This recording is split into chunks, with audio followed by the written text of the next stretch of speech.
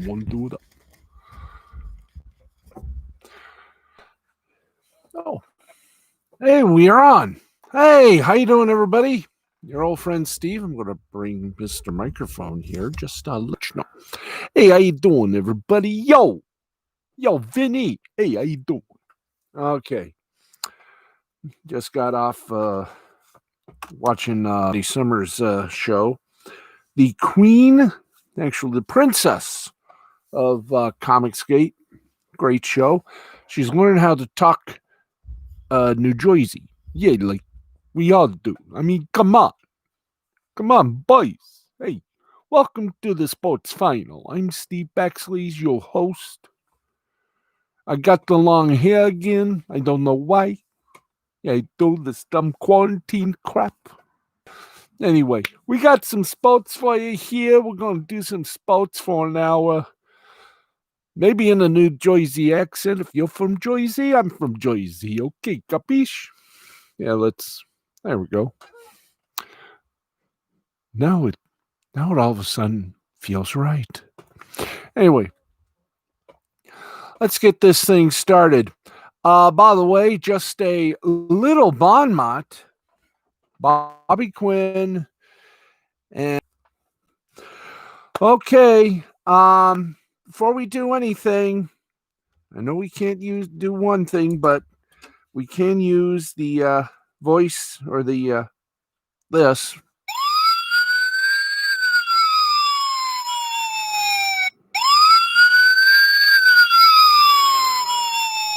We got breaking news. That's right. This chopping in the wires, kids. Let's give you to the big news here. The Buckeyes push. Oh, man. Saturday's scheduled game between Illinois and number 4, Ohio State, has been canceled, not by the NCAA, but by Ohio State on Friday night amid positive COVID tests within the Buckeyes program. Now, the game had already taken a very interesting turn earlier in the day when it was revealed that Ohio State coach Ryan Day by day, tested positive for COVID-19 and would be unable to coach his team on Saturday. Ohio State also paused all team-related activities indefinitely. Ohio State was entering 4-0 and looking for another opportunity to bolster its college football playoff resume.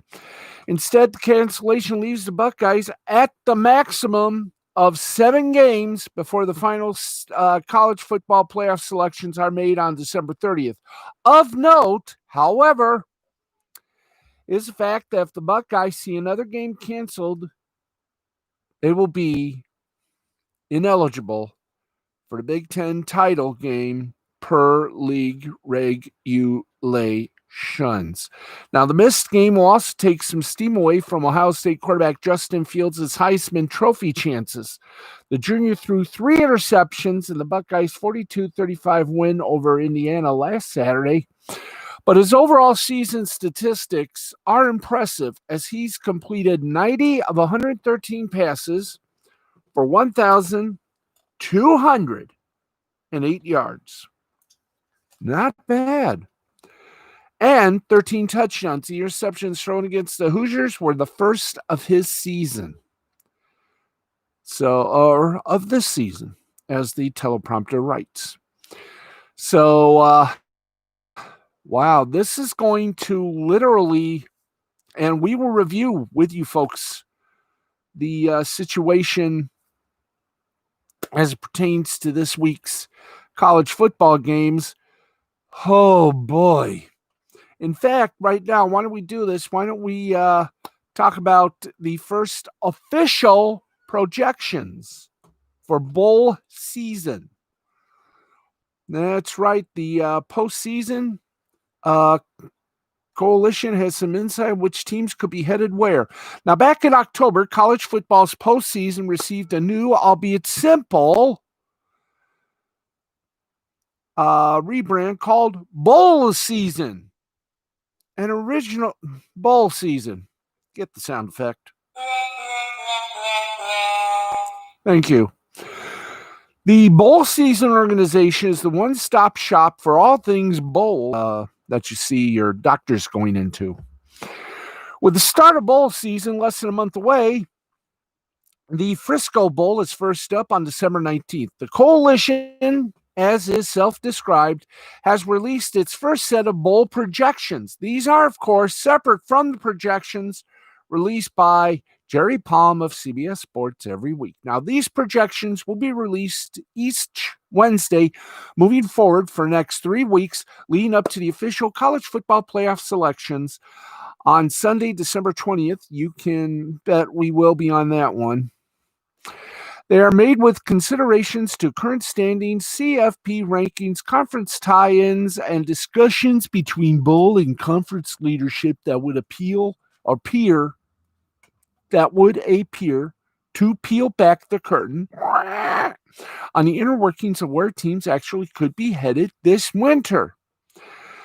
Now, among the more notable matchups in the first projections, Clemson and Notre Dame are slated to meet in the Rose Bowl, one of the college football playoff semifinals. That would theoretically mark the third time the two teams will have met this year. They've played once already in a 47-40 double overtime win for the Irish, and presumably will meet again in the ACC championship game. The other semifinal played at the Sugar Bowl pairs Alabama and Ohio State. Farewell, Ohio State. In the New Year's Six Bowls, Florida and Miami are projected to meet in the Orange Bowl. Georgia and Cincinnati are projected to meet in the Peach Bowl. Texas A&M and Iowa State will meet in the Cotton Bowl.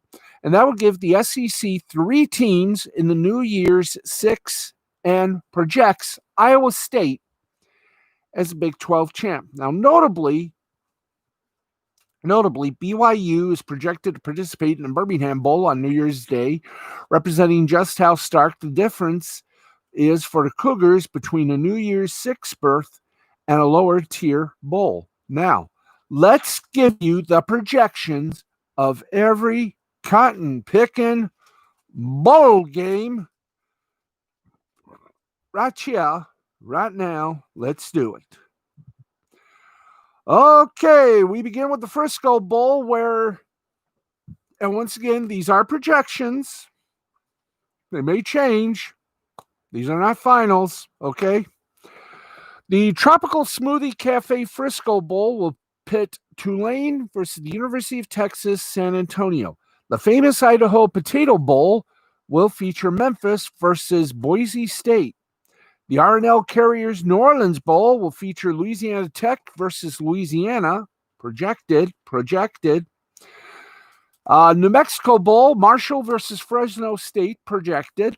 Guaranteed Rate Bowl, Minnesota versus Kansas State, projected. Union Home Mortgage Gasparilla Bowl, which formerly was the Raycom Gasparilla Bowl before Gray Broadcasting bought them. Lending Tree Bowl, projected to have UAB versus Georgia Southern. The Military Bowl, presented by Perspecta, will have Virginia versus Navy. Again, as I state, all these are projected. The Valero Alamo Bowl is projected to have Oklahoma versus Colorado. Duke's Mayo Bowl is projected to have North Carolina State versus Maryland. Lockheed Martin Armed Forces Bowl, TCU versus Houston. Arizona Bowl, Buffalo versus San Jose State. Texas Bowl is projected to have Texas versus LSU. Ticket Smarter Birmingham Bowl, Tulsa versus BYU. That'll be on the 1st of January. Projected again. Outback Bowl is projected. Wisconsin versus Missouri. We go up a bit. Actually, I did this wrong. So if you excuse me, we're going to restart again. Hey, I'll put the mistakes up. Okay. These are projected bowl teams. Okay, so let's go 1 by 1, 2 by 2 here. On the 19th of December, the Tropical Smoothie Cafe Frisco Bowl is projected to have Tulane versus the University of Texas San Antonio. On the 21st of December, the Myrtle Beach Bowl will project to have Coastal Carolina versus Florida Atlantic. On the 22nd, famous Idaho Potato Bowl, Memphis versus Boise State projected. Projected teams for the Boca Raton Bowl, also on the 22nd, UCF versus Liberty. On the 23rd, and these are two bowls you're going to watch. R&L Carriers New Orleans Bowl projected to be the home for Louisiana Tech versus Louisiana. Montgomery Bowl will project North Texas versus Georgia State.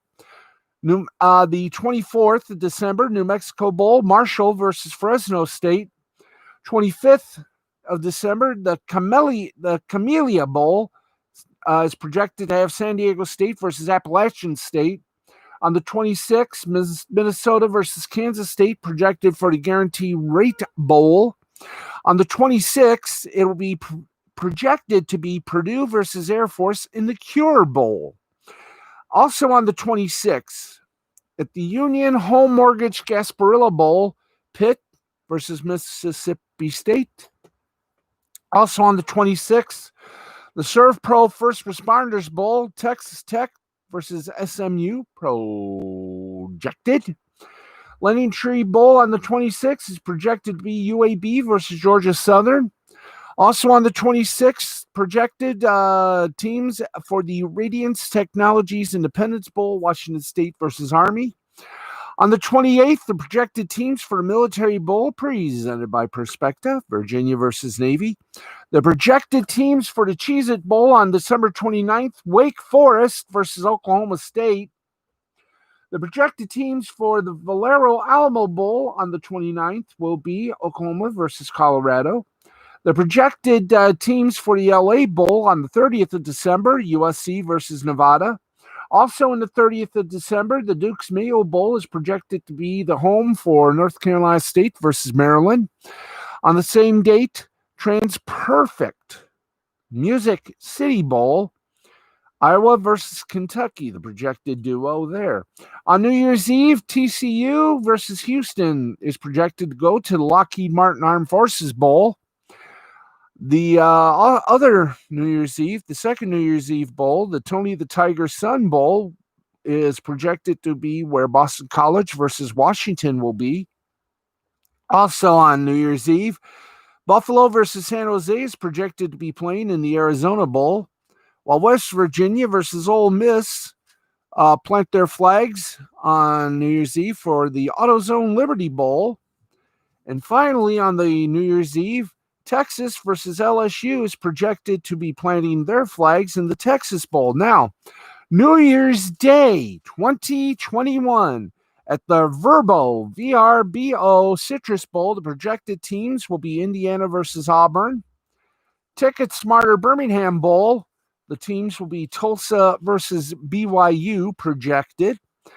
On the 2nd of January, the Tax Slayer Gator Bowl will be the home for the projected North Carolina versus Arkansas.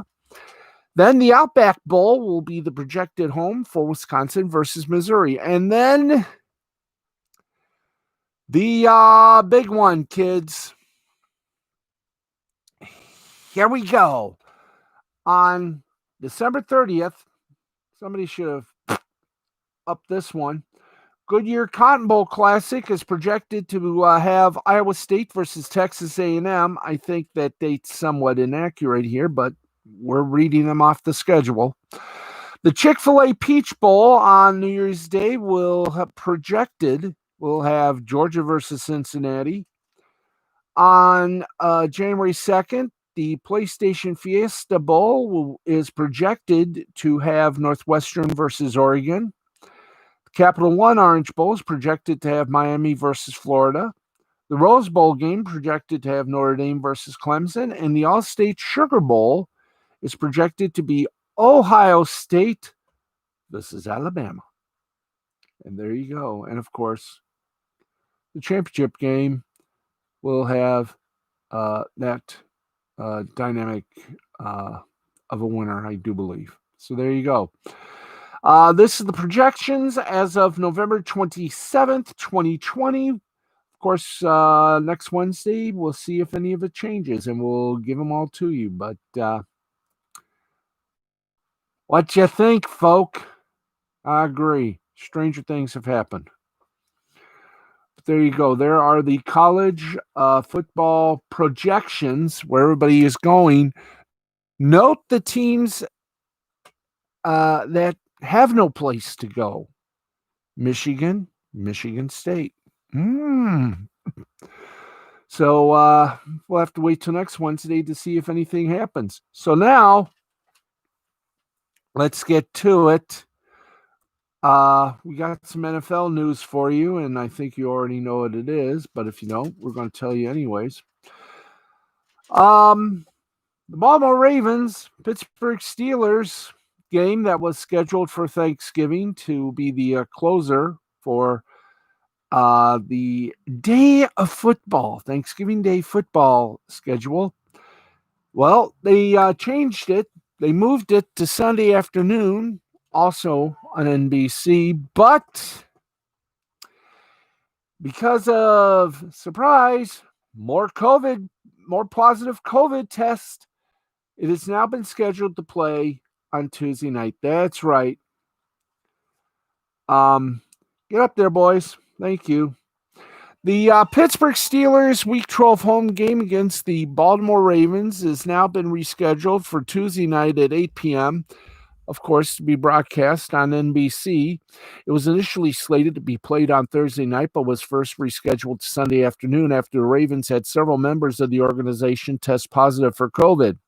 In addition to the Ravens-Steelers game being moved to Tuesday, here are the changes coming for Week 13. The Ravens were scheduled to host the Dallas Cowboys on Thursday, December 3rd for Thursday night football. But that game has been moved to Monday, December 7th with a 5 p.m. start time, the team said in a tweet. The game will be broadcast on Fox. Now, the Steelers will still host the Washington team in Week 13 as scheduled, Sunday, December 6th at 1 p.m. The Ravens' positive cases include Lamar Jackson, Mark Ingram, J.K. Dobbins, Pernell McPhee, Tracy McSorley, Matt Skura, Patrick McCarry, and Calais Campbell. Several more Raven players are expected to be included with Jackson on the team's reserve COVID-19 list on Friday. The Ravens, who cannot re-enter their facility until then, have one staff member who may have broken COVID-19 protocols. Wow. Steelers coach Mike Tomlin gave his team Thursday and Friday off following the league's initial rescheduling of the game. This marks the second time the Steelers have had their schedule altered after the league moved their Week 8 bye to Week 4 following Titans' COVID-19 outbreak. Pittsburgh originally had a mini bye coming following this week's game against the Ravens before it was postponed to Sunday and now will be postponed to Tuesday night at 8 on NBC. We hope. If anyone doesn't understand that, anyway. Okay, kids, let's keep going with the wholesomeness. Then we got the college basketball and college football scoreboard for Friday night. Lights, darkness. From the start of the match, Champions for Change, it was clear that Phil Mickelson and Charles Barkley should not have been the heavy underdogs. Though Peyton Manning and Stephon Curry beat them on the first hole, Barkley piped a drive, and it was clear their team chemistry was going to play well since, they had a 5-time major winner hitting half the shots. 4 hours later, Lefty and Chuck beat Curry and Manning 4-3 in the third installment of this series, and that first hole was the only time the entire day they trailed. The strategy was simple for Mickelson and Barkley in the modified alternate shot format. Barkley would hit irons off the tee from his Chuck tees, consistently 50 to 70 yards ahead of everyone else. And Mickelson would hit approach shots. Barkley, apparently a 25 handicap, proved himself a good lag putter while Curry and Manning struggled. Following the loss at the first hole, Mickelson and Barkley deployed their strategy to perfection, making 2 straight birdies and ripping off 4 consecutive holes before Curry and Manning could catch their breath. That's more or less where the score remained for the rest of the match. Now, Mickelson and Barkley played the front nine in even par. A minor miracle coming into the day, given the state of Barkley's golf swing, and birdied the first hole on the back nine as well. The question at that point was only which hold would be the last. And at one point, Barkley petitioned TNT executives to fire up old Law and Order reruns because the match was going to be over so quickly. Now, while it lasted the allotted 4 hours, it was a struggle to get there for Curry and Manning, who managed to make just one birdie, which came on the par 5 15th and last hole. It matched a Mickelson-Barkley birdie on the same hole, which ended the match and gave the Old Man Group the 4-3 win. As they were walking off the final green, Mickelson crooned that only two people believed that he and Barkley could win this match, the second victory in three such match events for Lefty. It was exactly how you would expect Mickelson to act after a win. The highlights? Simple. Mickelson coached Barkley like he was Bear Bryant getting Alabama ready for its SEC schedule. Lefty gave him win numbers, the location of the valley, and so much strategy to consider. I thought Charles was going to tell him to go the Jets at one point. He didn't, though, and it worked.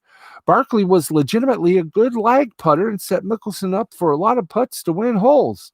This was clearly their strategy and it was the right one, but it wouldn't have worked if Barkley couldn't find fairways off the tee with his irons. Now, the rest of the TNT basketball broadcasting crew hopped on at one point, and Shaquille O'Neal had the line of the day as Barkley was lining up a putt. Chuck, if you can't read words, how are you going to read greens? Man, and I even did it as Shaquille. I'm Shakalicious.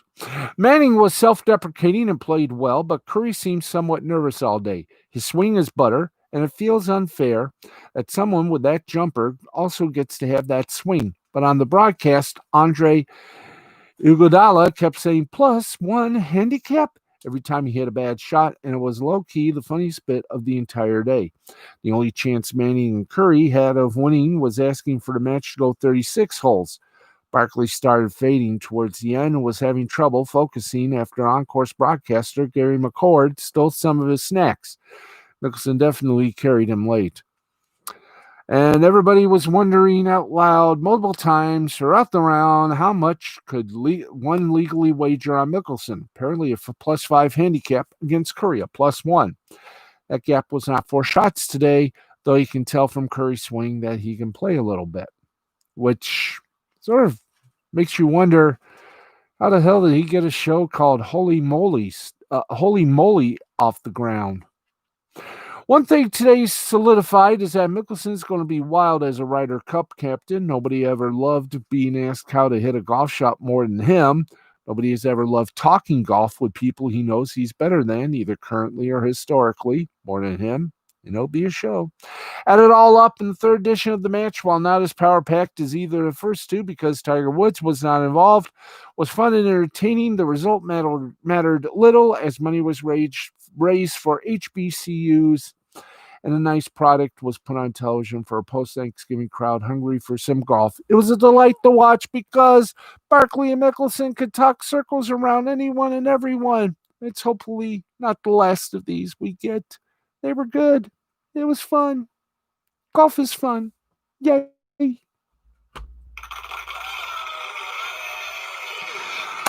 We got your college football. We got your college basketball. We got everything coming up, including yet another coach feeling his pants burning. But right now, we pause for a bit. And it's not a short bit. It is a short bit. Hello, short bit. Hi there. Thank you. Oi. There we go. I got it right. Okay, folks, a reminder that it is midnight and we got to do this as a common courtesy and, in fact, a reason we don't air commercials or air them even. Coming up in just a few moments on Lost Explaining the Interwebs with humble Minnesota attorney Mr. Nick Ricada.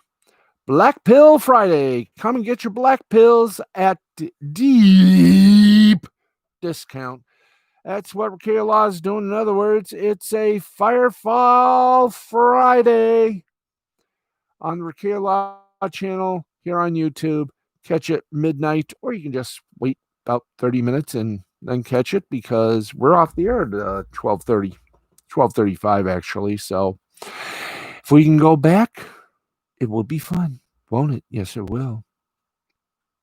There we go. We harken back. Okay, let's give you more sports than meets the eyeballs. Let's give you a little headline with a little explanation. Texas Longhorns may be looking for a new coach. In the end, the only way to describe the eyes of Texas, moist. Players cried, coaches cried. Number 17, Texas, losing to number 13, Iowa State, unleashed those floodgates of emotion. All that Texas money, all that Texas talent, all that Texas promise, all but down in the toilet after the Longhorns were on the wrong side of a 23-20 decision to the Cyclones. There will be intense scrutiny of Coach Tom Herman's future employment.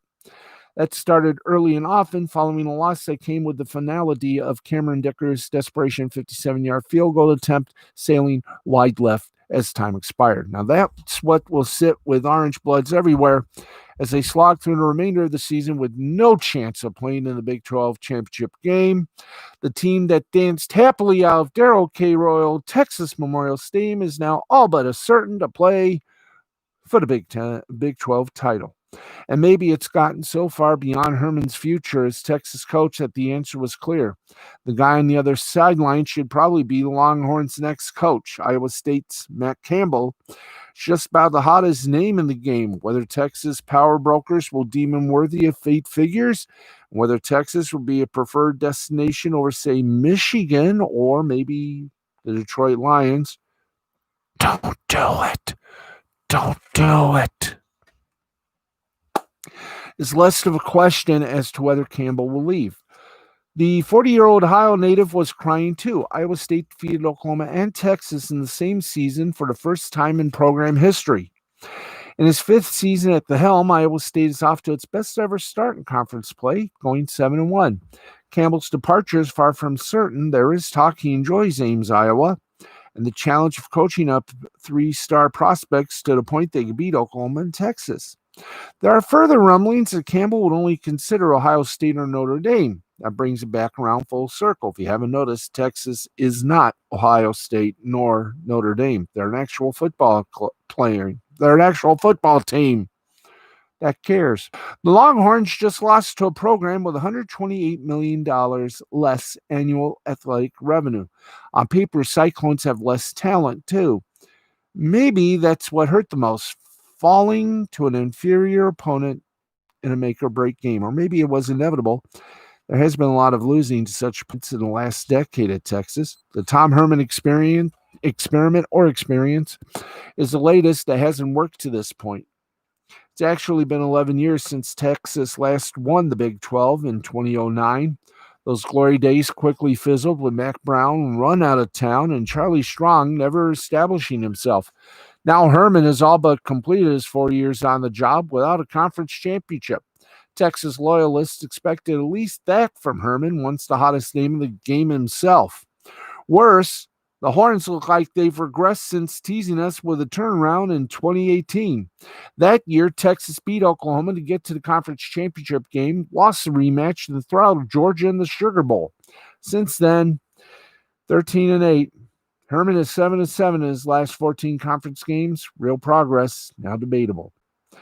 Texas fell into a familiar Ohio State trap Friday. The Horns were dragged down into the mud, figuratively speaking, for a rock fight. The Cyclones prefer those. They typically don't do shootouts as well. Texas scored on its first two possessions to go 10-0, then spent the next 42.5 minutes letting the Cyclones catch up and take the lead. The go-ahead score came with 85 seconds left after Iowa State suddenly zipped 69 yards in 5 plays with the season on the line for both teams. Ricky Williams didn't hold back on the Longhorn Network said after the game. The former Heisman Trophy winner at Texas twice said, Herman, coach scared. Herman may or may not have upchucked the game, but he will be blamed by many. And when Texas starts throwing blame at coaches, it can get ugly. to the extreme. That's why the next few days and weeks will be uncomfortable for everyone in Austin. Herman and his staff were building to this point. There was a new defensive coordinator, another Ohio State import, and Chris Ash, a year after landing the highest ranked group of 5 class ever, 35th in Houston. Herman referred to his first recruiting class at Texas as transitional. If that was an insult that day, the seniors from that class bought in and were playing for it all on Friday, or at least something better than what Texas has been of late.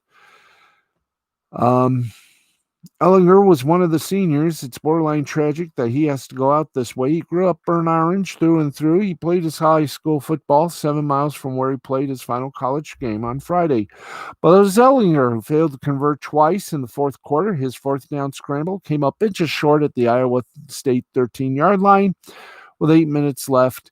Then on third down, the final drive, Ellinger allowed himself to be sacked at the Iowa State 40 with 3 seconds left. Dicker's field goal attempt sailed wide as the eyes of Texas began to tear.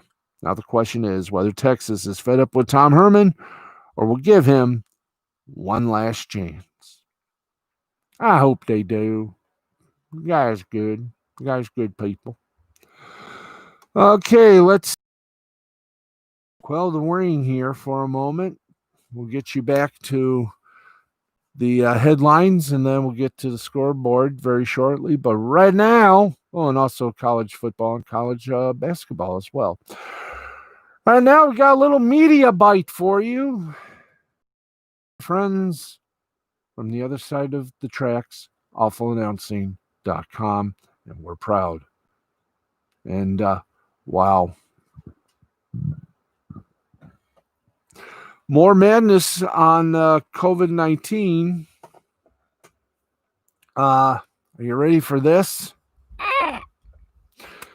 This time it's in the basketball community, college basketball. Fans tuning into FS1 for Friday's noon Eastern men's college basketball game between Xavier and Toledo, the final game of this year's Xavier Invitational, were likely surprised to see the network broadcasting America's Day at the Races instead. So, what happened? Were the TV listings wrong? No.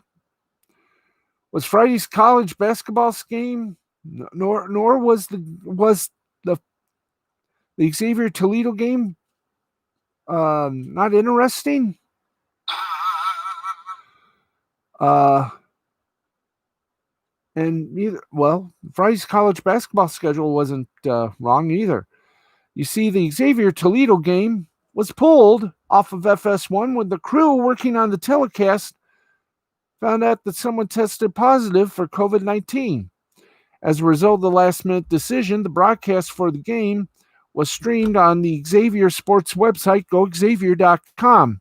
The radio broadcast was heard locally on 700 WLW, as well as on the iHeartRadio website and app.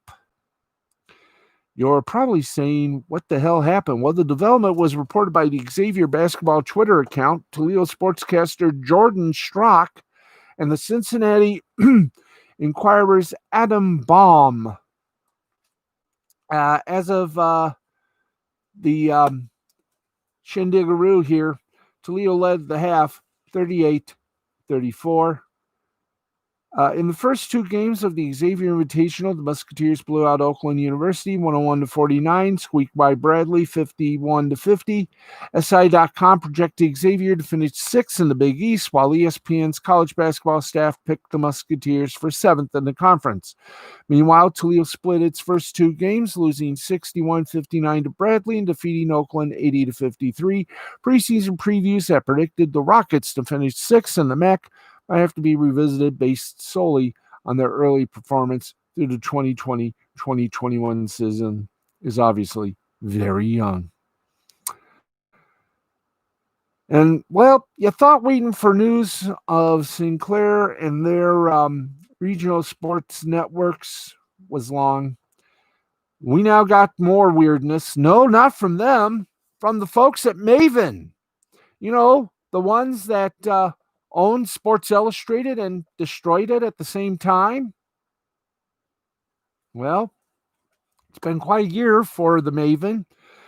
Operator Sports Illustrated, which made major staffing cuts in March, following previous major staffing cuts last October, announced further salary reductions for employees in June, laid off more team site publishers in August, and tried to tell at least one of them to take down tweets about being laid off, and wound up in several controversies from suggestions to team site publishers to create burner accounts to sudden background checks after revelations on one team site publisher's past to a lawsuit from former owner Meredith over unpaid transition fees, which were later settled, to the sudden elimination of publisher guarantees in October. And now, guess what?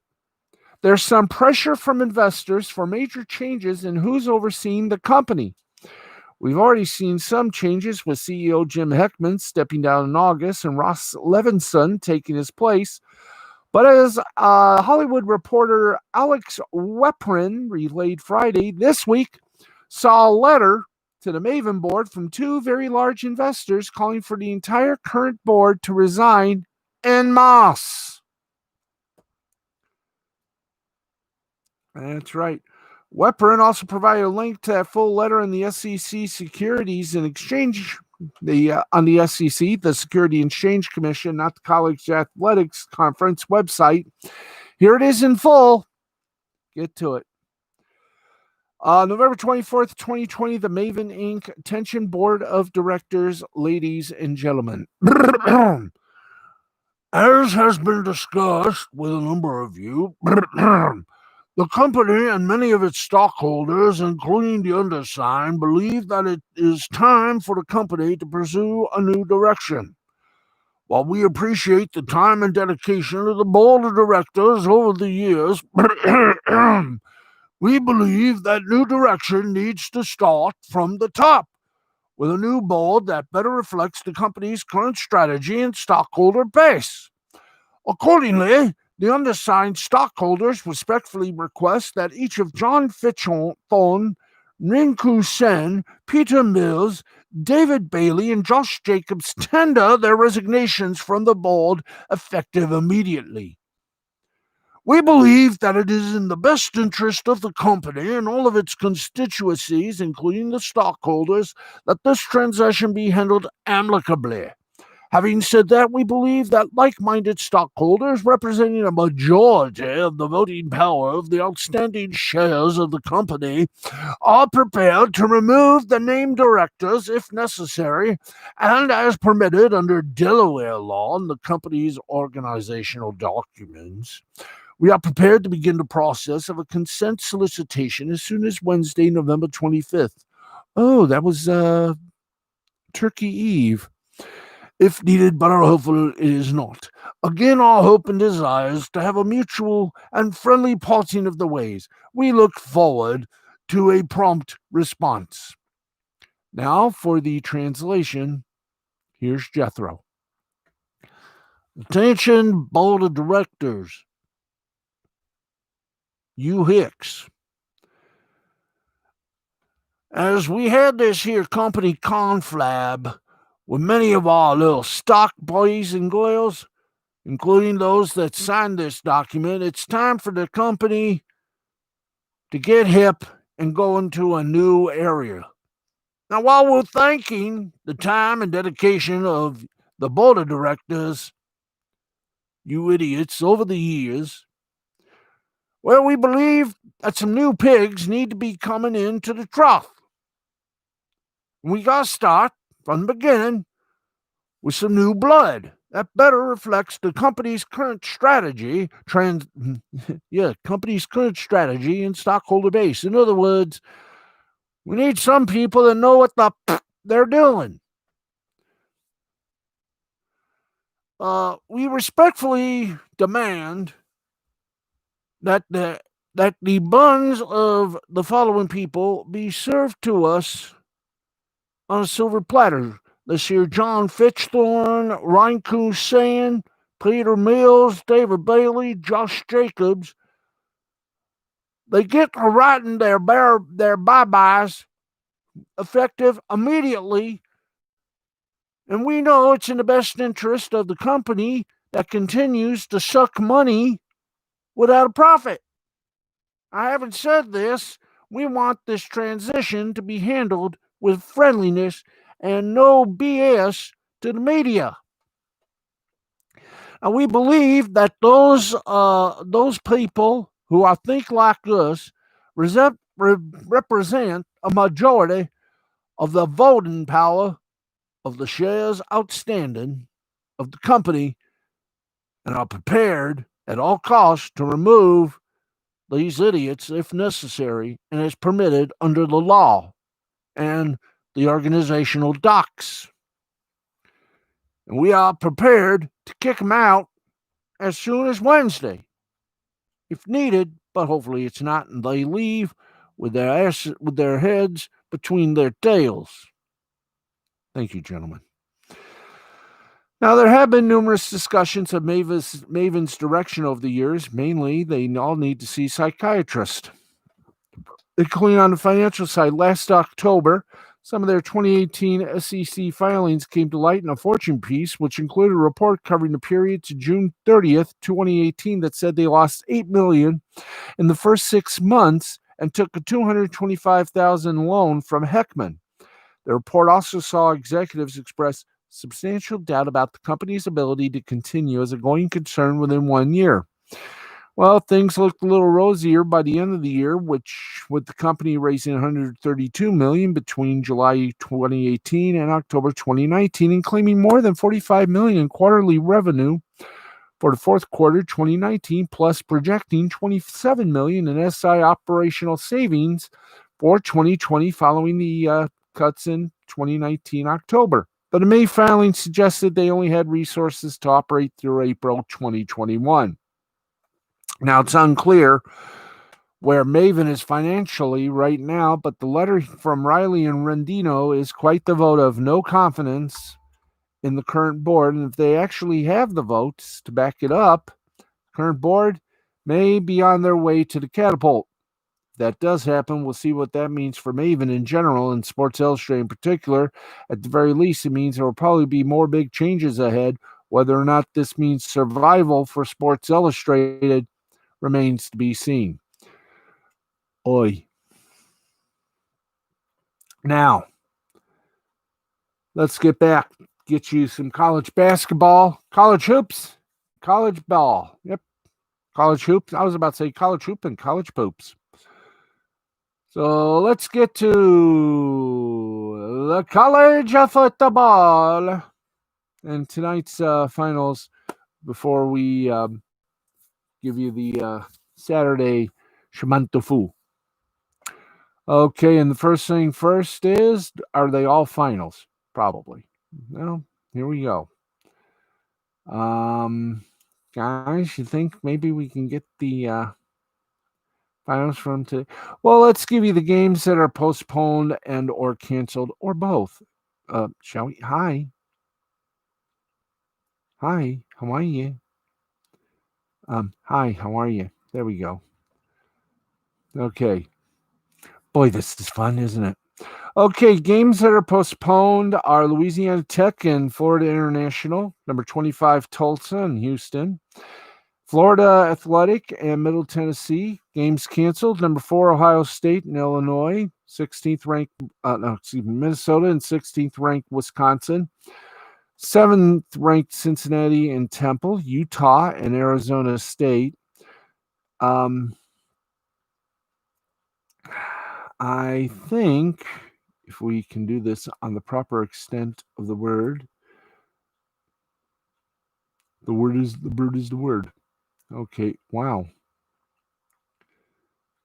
This is interesting.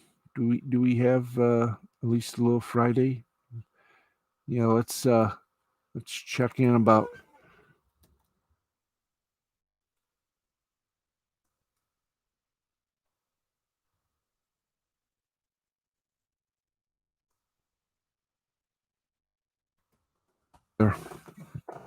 Okay, we're going to give this a try here. So here we go. Okay, 15th ranked Iowa State defeated 20th ranked Texas 23 hi. How you doing? Think you can give us the proper scores, guys? Okay. Here's yesterday, which was yesterday was today. Okay.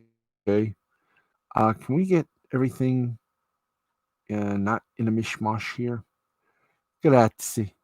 Where is everything? Thank you. Goodums. 15th ranked Iowa State over 20th ranked Texas, 23-20. Second ranked Notre Dame over 25th ranked UNC, 31-17. Ninth ranked Oregon losing to Oregon State, 41-38. And as for the rest of humanity, I think we can safely say Saturday's games are very much all we can tell you. The short list will do. Then we'll say how do you do to everyone. The noon games, Texas Tech and number 23 Oklahoma State on Fox, Vanderbilt, Missouri on the SEC Network, Penn State and Michigan on ABC, SMU and East Carolina on ESPN Plus, Ball State and Toledo on ESPN3, Northern Illinois, West Michigan on the Plus of ESPN. On the big network, Kentucky and sixth-ranked Florida, ESPN. CBS Sports Network will have Kent State, Buffalo. ESPN2, Maryland at number 12, Indiana. The ACC Network has North Carolina State and Syracuse. ESPNU will have Bowling Green and Ohio. ESPN3, Georgia Southern and Georgia State. 1 o'clock games, Miami, Ohio and Akron. University of Texas, that'll be on ESPN3, as well as UTEP and Rice. North Carolina and the University of Texas San Antonio, 3 o'clock. No network, probably be on Stadium or some other lower tier network. ESPN3, Louisiana and University of Louisiana Monroe. ESPN Plus will have number 20 Coastal Carolina and Texas State. South Alabama and Arkansas State will be on ESPN3. The 3:30 game on ABC will be Pittsburgh at number 3 Clemson. CBS will have 22nd ranked Auburn at number 1 Alabama. ESPN will have number 8 Northwestern and Michigan State. ESPN2, Troy and Appalachian State at 3:30, 4 o'clock, ACC Network, Louisville and Boston College. Fox will have San Jose State and Boise State. The SEC Network, Mississippi State and Ole Miss. Rutgers and Purdue on FS1. 5 o'clock game, the Soul One will be San Diego State and Colorado on the Pac-12 Network. 7 o'clock games, Kansas State Baylor on the Deuce. Memphis and Navy on CBS Sports Network. Duke and Georgia Tech on Network Unavailable. And ESPN will have LSU and number 5 Texas A&M. 7:30 games, ABC will have Utah, Washington. Number 9 Georgia and South Carolina will be on the SEC Network. At 8 o'clock, it's Arizona and UCLA on Fox. On ACC Network, it's Virginia and Florida State. FS1, TCU and Kansas. And the late starter will be Nevada and Hawaii, network to be determined. There you go. Now, let's get on with some college hoops, shall we? I think we shall. Was there any college hoops tonight? Oh, I would say there was. And we have the first shocker of the season. Ain't this good? And we'll give you that game. We'll give you that in a moment. You said the first shocker of the season, guys. Who had it? You said the first shocker. Oh, thank you. Thank you, guys. San Francisco stunned the University of Virginia. And wow, did they ever stun them. 61-60, San Fran over number 4 Virginia. Eastern Tennessee State, 57-43 winner over Middle Tennessee. Number 1 Gonzaga keeps its ranking. They defeated Auburn 90-67. And we gave the other scores late last night. So there you go. Don't forget Saturday, college basketball will appear with you. Okay. I think we done with the headlines. We got about 9 minutes remaining. So we will continue to do this. Tyson Jones finally meet in the ring for an exhibition. The 250-year-old plus pair of legends will make their walk to the ring again on Saturday night. Who really cares? That's all I got to say. Who really cares? Okay, let's with time being as it is, we're going to say hello to all my friends on Facebook, Instagram, and Twitter. Hi, how are you? Love you. Love you guys. Keep up the support. I love you. My mom loves you. And you are all the reason I'm still upright and breathing. Thank you.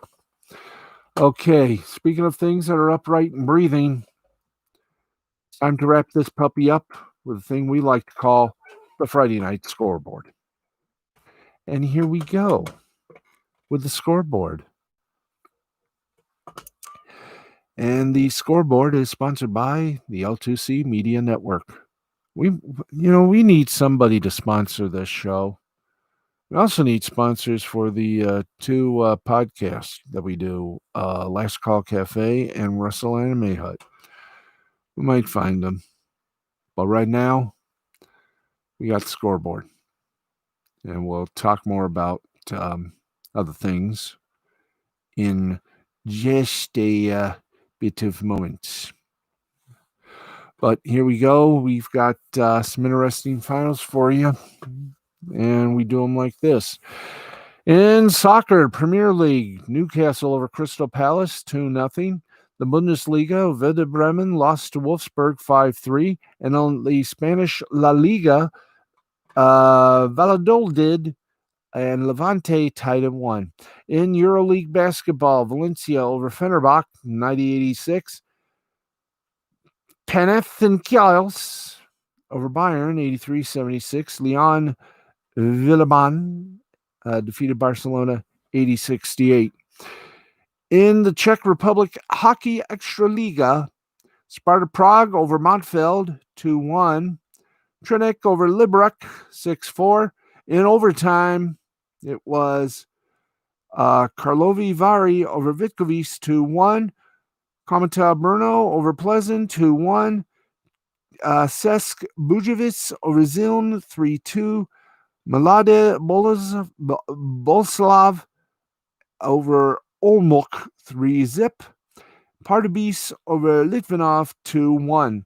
In Finland, in the Finnish Liga, it was after OT, Jukrit over Assat, 6-5. Turku over JYP. You down with JYP? 6-4. Pelicans and Kalpa ended with penalty shots, 4-3. Pelicans over Kalpa. Saipa over Ilves, 4-2. And Tepra over Luko, 5-2. That is it. We survived the madness, kids. We survived it with a light of love. That's right. Glad you were with us. And believe it or not, that is going to wrap things up for us. We have done the impossible. We made mistakes, but still, this program was fun to do. Thanks, everybody, for watching. We'll continue to update you on the Detroit Pussycats and a whole lot more, as they don't play on Sunday. Yay. But you never know what happens behind the scenes. So we're going to keep an eye on the Detroit Pussycats and the rest of the National Football League. Don't forget, tomorrow the Rabbi will make an appearance. And trust me, I have a feeling I just have a feeling we're in the middle of a crazy time. So we'll get everything all straightened out and flown right, and we hope you'll join us tomorrow night, 11:30, right here on YouTube. Until then, I'm Steve the Baxman Baxley. For everyone who's been a part of this show since day one, thank you for tuning in. I wish all your favorite teams good luck, success, and may they win. And until tomorrow night at 11:35, I'm Steve the Baxman Baxley. This has been a Mystifying Creativity presentation in association with the L2C Media Network and L2C Sports and YouTube. Good night, America, wherever and whomever ye may be. We'll see you tomorrow night. Good night. Good morning. Have a great weekend. We'll see you tomorrow night. Good night.